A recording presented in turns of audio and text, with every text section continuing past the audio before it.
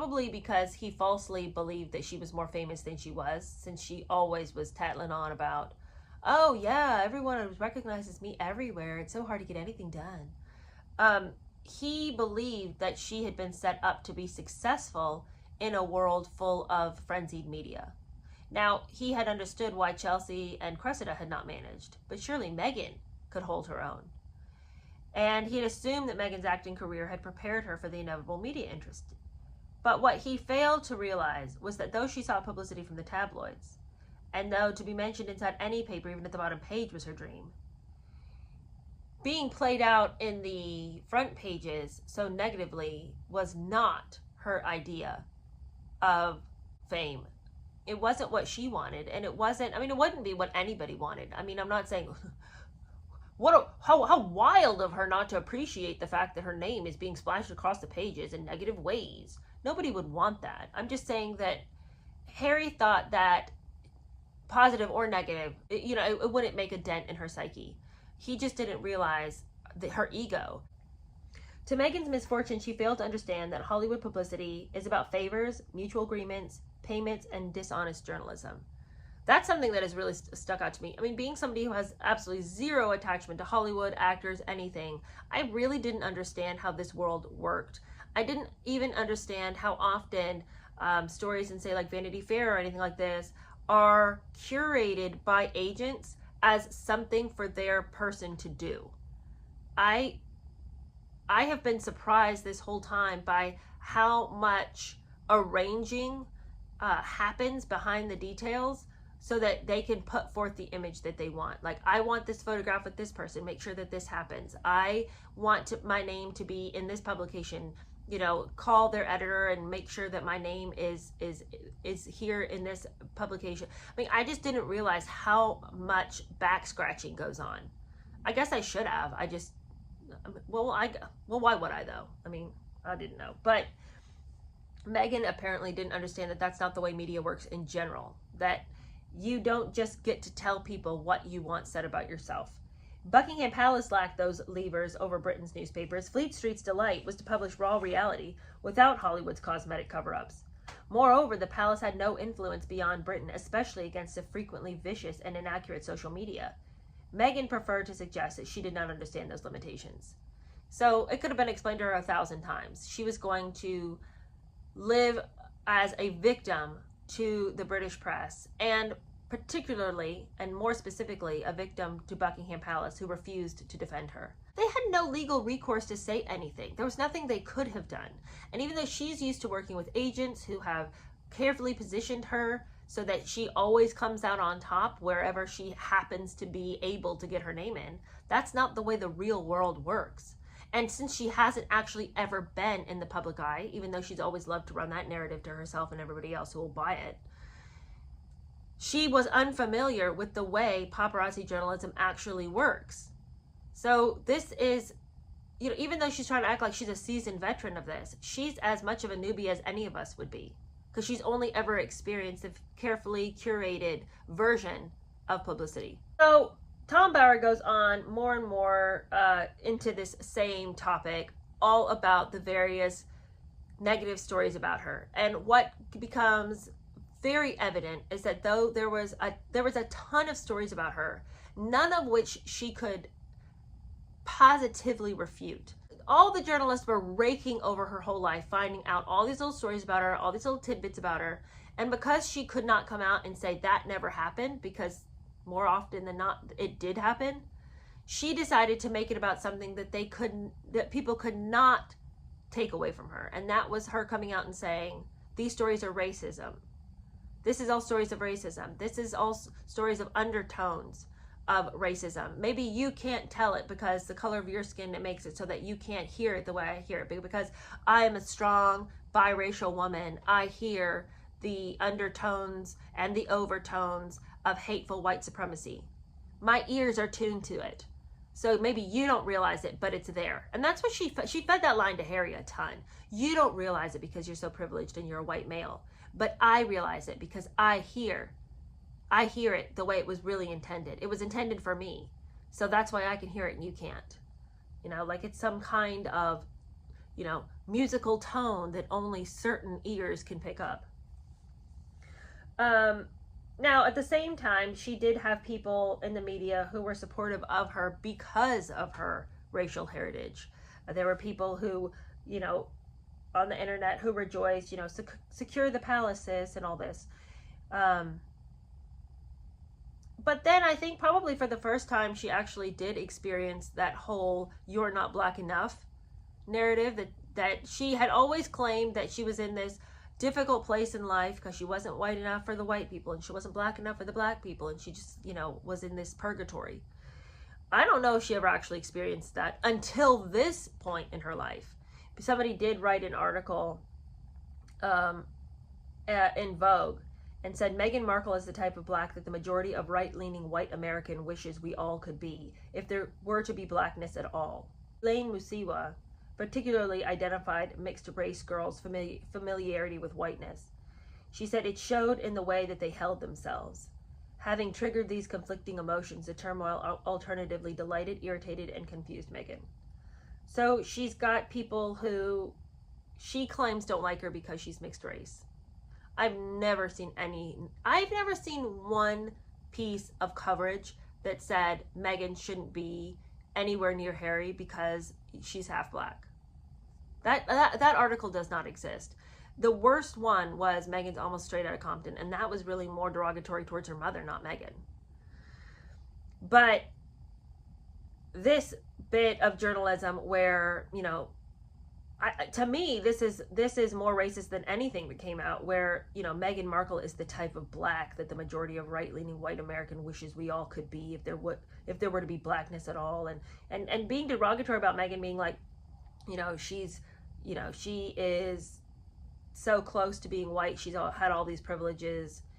You can just see the way they hold themselves, how they're trying to be whiter than they are. Like, that's racist, but not in the way that Meghan would describe that she had been attacked.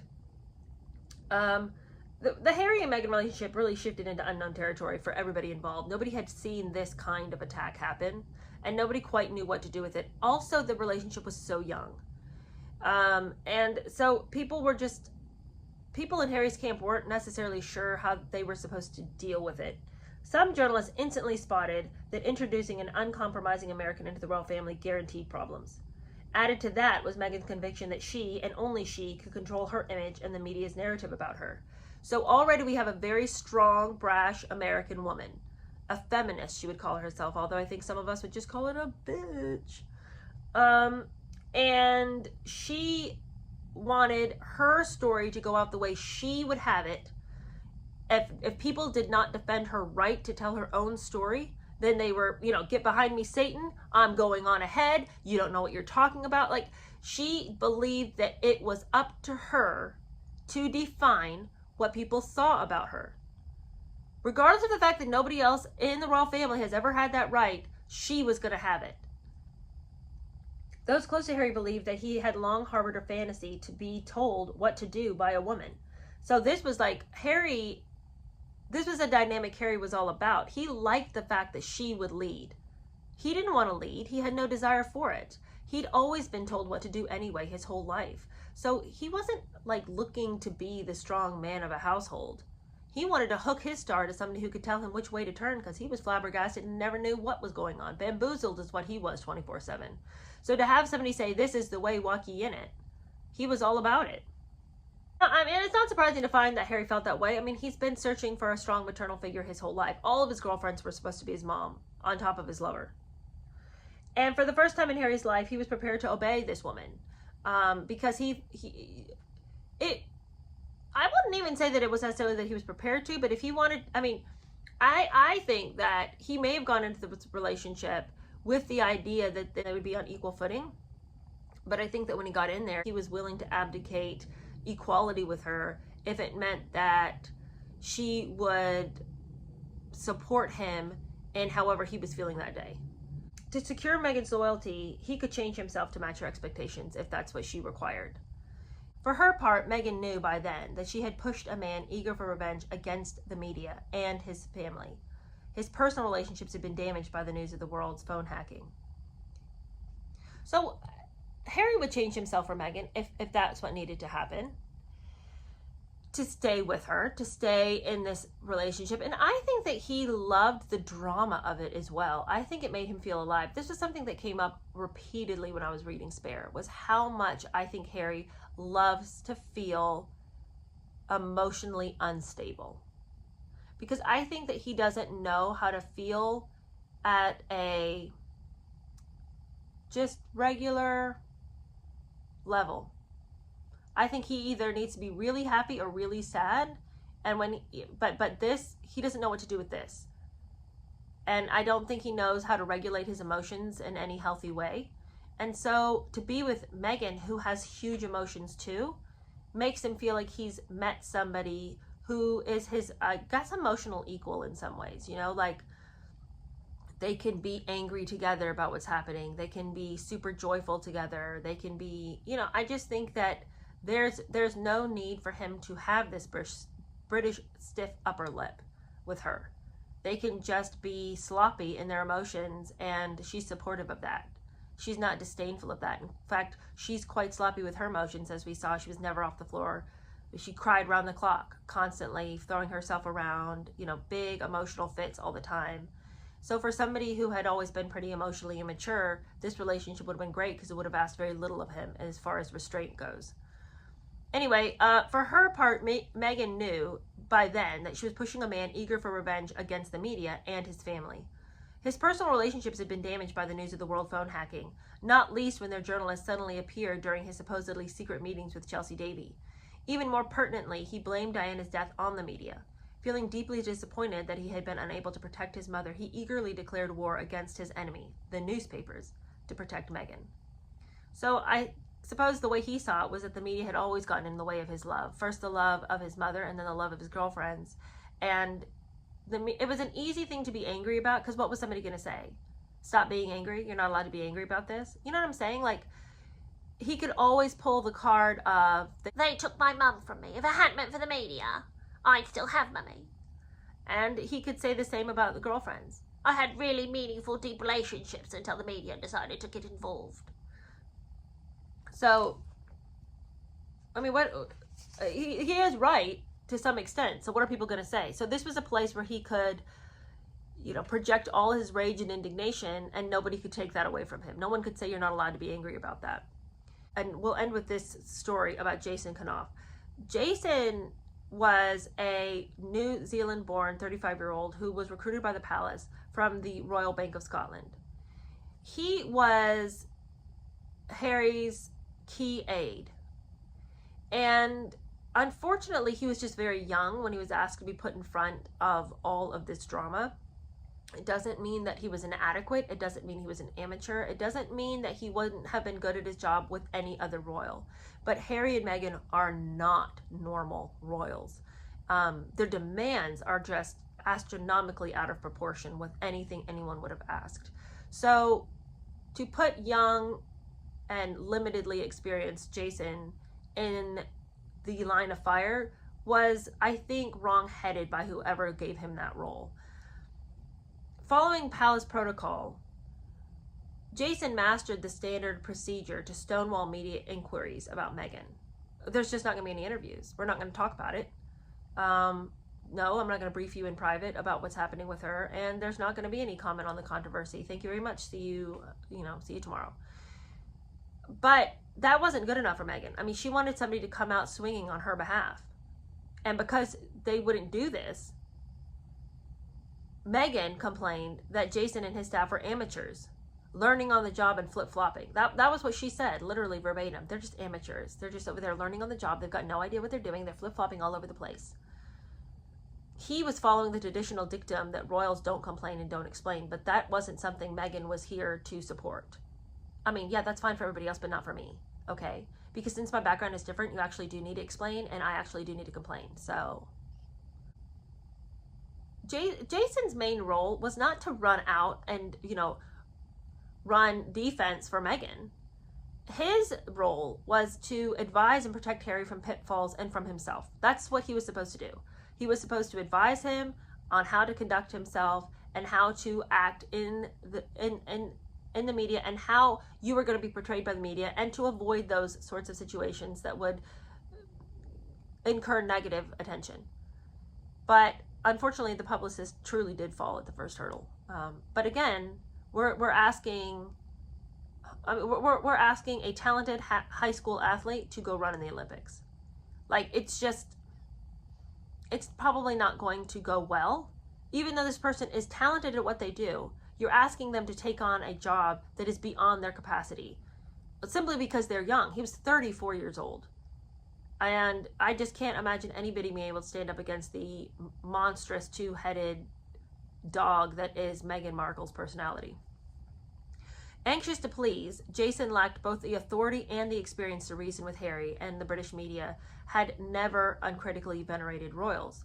So it wasn't something like he'd been told not to do a certain thing that Harry wanted him to do. But he also wanted to please Harry. He wanted to do a good job at this role that he had, and so he just was sort of up against it, very much between a rock and a hard place. But I think that Jason's real problem was that he wasn't quick enough on his own defense. He was good at advising Harry on how to defend himself and how to conduct himself, and he knew the things he was supposed to say to Harry. He didn't know the things he should say to himself. So when Harry and Meghan came firing at him, he had no means of protection. He did not have his shield up. He was not ready for that. Jason's natural course would have been to remind Harry that Charles had suffered considerably more humiliation than Meghan ever had. From Diana, the Tampax tape, spitting image on television, a series of books, especially by Paul Burrell, Diana's valet. Camilla had also been mercilessly ridiculed. Jason should have reminded Harry that this is par for the course. This just happens. Now, Harry would have combated that with, I don't plan on suffering like my mother did. Okay. And he would have raged, and he would have, basically spit in Jason's eye over the whole thing. But in reply to Harry's anger that he would not tolerate suffering like his mother, Jason failed to reply that his mother's strength and appeal was her ability to mock herself. Diana was very self-deprecating. She understood that in order to gain approval, she had to not be so self-righteous all the time. She had to not be so sensitive all the time. People had to know that she could take it. So that when she did want to present a more sensitive side, people would be willing to take that as well. To persuade Harry to dampen his anger and swerve away from confrontation with the media required the sophistication of age and wisdom that Jason unfortunately just didn't have. And it's not his fault. It's just that he had never come up against somebody like Harry, and he had never been trying to thread this very small needle. Unable to summon the support of Charles and the Queen, Jason eventually did succumb to Harry's demands that some kind of statement be issued to the papers. In order to pacify Meghan's anger, Jason agreed to issue a statement on Harry's behalf, damning the media for their description of Meghan. Harry dictated the sentiments to Jason to fashion into a statement, committing Jason to a conundrum because Meghan demanded that the statement should reflect the parallel between her position and Diana's. What the hell kind of a demand is that? How self-aggrandizing. Jason suggested that the over-dramatization of Meghan's distress would backfire, but Harry was adamant. If Meghan wanted it, and if this was her wish, to be equated with Diana, and if that was not satisfied, then Harry would probably lose her, and Jason would be at fault for that. So just say what has to be said. And to reinforce his attack, Harry asked William for support, but his brother hesitated. I don't know about that. Attacking the media was perilous. Harry, he also feared, was committing himself too quickly to Meghan. She was, after all, still just a girlfriend. They'd only been together 5 months. 5 months, you guys. January, February, March, April, May. That's this year. That's what we've done, okay? That is wild to me that Harry is expecting the whole family to rally for his cause for a girl he's literally known for 5 months. Get out of here with this. To William's regret, Harry was obeying Meghan's orders, and he felt that this was just completely unwise, and that Harry needed to just calm down and get his girlfriend to calm down too. But Harry was adamant. It had to happen. It had to happen, and it was a shame on anybody who wouldn't back him. Despite his unease, William capitulated. The Duke of Cambridge, read the draft statement, absolutely understands the situation concerning privacy and supports the need for Prince Harry to support those closest to him. The final statement was issued by Harry on the 8th of November, 5 months after meeting Meghan. and the media was denounced for orchestrating a wave of abuse and harassment, for their outright sexism and racism towards Meghan, and the bombardment of nearly every friend, coworker, and loved one in her life. Harry complained about the smear on the front page of a national newspaper, the racial undertones of comment pieces, and the outright sexism and racism of social media trolls and the web article comments.